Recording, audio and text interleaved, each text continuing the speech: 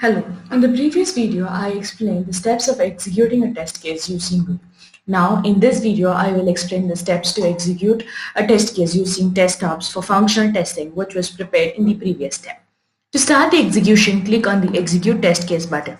Under TestOps, click on the API button. You will open the Jenkins in the New tab.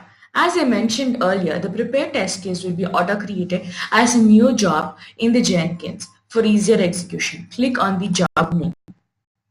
From the left panel, click on the Configure button.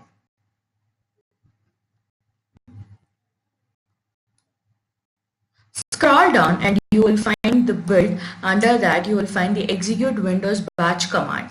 If you scroll slightly, you will find the default parameters will be set to as the iterations as 1, virtual users as 1, ramp-up period as 1.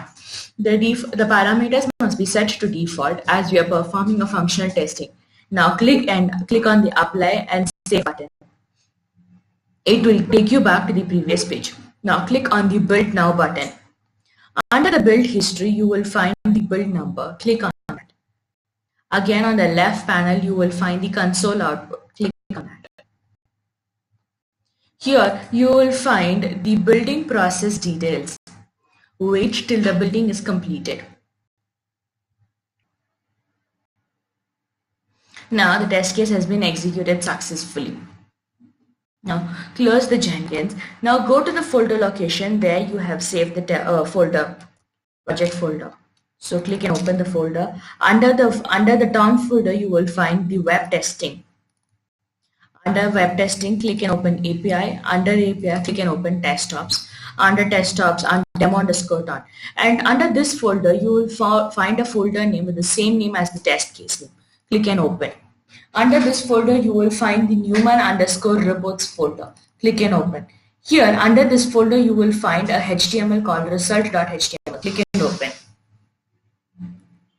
In this HTML, you will find the number of iterations, the number of requests being sent to the server, and all the APIs that were being recorded in the first step. So the number of iteration is 1, the number of requests are 11, and if you scroll down, you will find all the 11 APIs. This is how you have to execute a test case for the TestOps. In the next video, I will explain how to analyze the results of the test case which is executed in this step. To post your projects, visit our website TestOnNeed.com. For furthermore assistance, contact us on sales@TestOnNeed.com. Do connect with us on our Twitter and LinkedIn accounts. Stay tuned. Thank you.